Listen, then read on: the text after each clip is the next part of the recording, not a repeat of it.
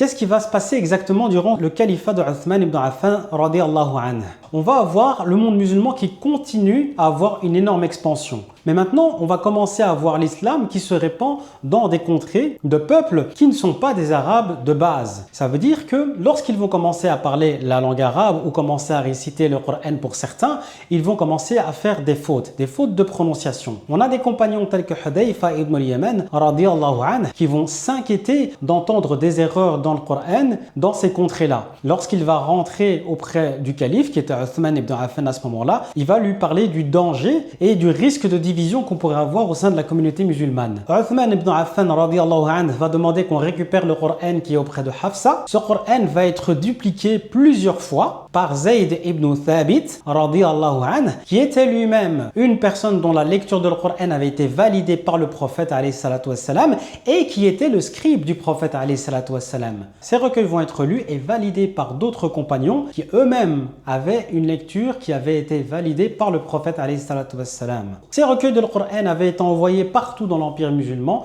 de façon à ce que lorsqu'on veut recopier le Coran, on se base sur celui-là et que toutes les autres copies soient détruites. Il faut savoir que ces recueils de le Coran existent toujours jusqu'à nos jours.